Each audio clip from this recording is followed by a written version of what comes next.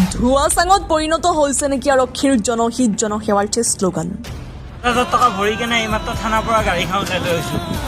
অসমত চলিছে নেকি একাংশ খাকী পোচাকধাৰীৰ দালাল ৰাজ। কপালৰ ঘাম মাটিত পেলাই খাটি খোৱা লোকৰ ওপৰত একাংশ আৰক্ষীৰ বৰ্বৰতা। ৰাখি থৈছিলোঁ বাটাৰ সন্মুখত, তিনিটামান পুলিচে আহি গাড়ীখন মোৰ থানাত লৈ গ'ল। আৰু মই যিটো পইচা এইমাত্ৰ দি থৈ আহিছোঁ 7,000 টকা, সেইটো মোৰ কপালৰ ঘাম মাটিত পেলাই ইনকাম কৰা পইচা। চালান কটাৰ নামত সাধাৰণ লোকৰ পৰা মোটা অংকৰ ধনৰ বিনিময়। অসম আৰক্ষীৰ জনহিত জনসেৱাৰ শ্লোগানৰ গ্ৰহণযোগ্যতা কিমান? খাকী পোচাক পৰিধান কৰি নিজকে হিৰো বুলি ভাবিছে নেকি একাংশ আৰক্ষী বিষয়াই?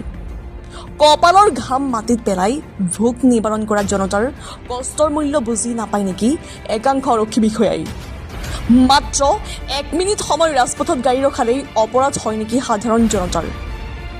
এটা ভুলৰ বাবে হাজাৰ হাজাৰ টকা চালান কটাটো কিমান দূৰ গ্ৰহণযোগ্য? এই প্ৰশ্ন আমাৰ নহয়, একাংশ আৰক্ষী বিষয়ালৈ এই প্ৰশ্ন সচেতন জনতাৰ।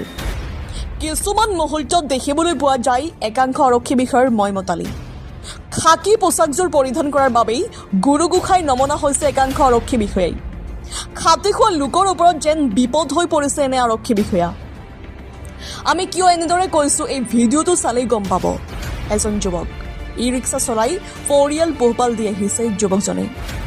যাত্ৰীগৰাকী ই ৰিক্সাখনৰ পৰা নামি ভাড়া দিয়াত পলম হোৱাৰ বাবেই খন্তেক সময় ই ৰিক্সাখন ৰখাইছিল যুৱকজনে। কিন্তু এই সৰু ভুলটোৱেই ডাঙৰ অপৰাধ হৈ পৰিল যুৱকজনৰ বাবে। কষ্ট কৰি পোৱা ধনৰ আধাতকৈও বেছি অংশ দিব লগা হ'ল আৰক্ষী বিষয়াগৰাকীক। যাৰ পিছতে সামাজিক মাধ্যমত এটা ভিডিঅ'ৰ জৰিয়তে মনৰ কথা ব্যক্ত কৰিলে যুৱকজনে। 7,000 টকা ভৰি কেনে এইমাত্ৰ থানাৰ পৰা গাড়ীখন উঠাই লৈ আহিছোঁ। চকৰ পৰা মাইকী মানুহ এজন লৈ গৈছোঁ, বাটাৰ মুখত মাইকী মানুহজন নুমাই দিছোঁ। মাইকী মানুহজনে বেগৰ পৰা পইচা ওলোৱাওঁতে কিমান টাইম লাগে, সেইখিনি টাইম মই গাড়ীখন তাতে ৰাখি থৈছিলোঁ বাটাৰ সন্মুখত। তিনিটামান পুলিচে আহি গাড়ীখন মোৰ থানাত লৈ গ'ল। আৰু মই যিটো পইচা এইমাত্ৰ দি থৈ আহিছোঁ 7,000 টকা, সেইটো মোৰ কপালৰ ঘাম মাটিত পেলাই ইনকাম কৰা পইচা। আৰু মই আশা কৰোঁ সেই পইচাটো আপুনি ভাল জেগাতে খৰচ কৰক আৰু আপোনাৰ ভাল হওক।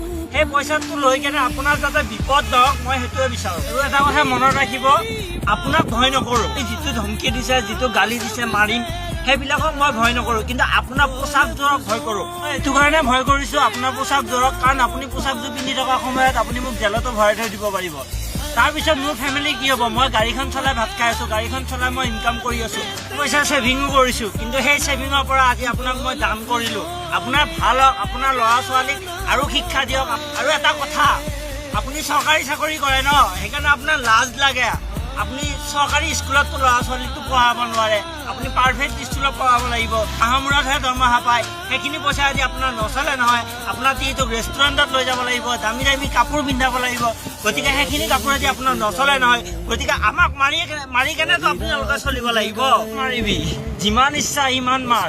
আপুনি একদিন বিনা পোচাকত আহি কেনে মোৰ ওচৰত থিয় হ'ব, আপোনাতকৈ সন্মান মোৰ বেছি থাকিব। মই গৰীব হয়, গাদ্দাৰ নহয়।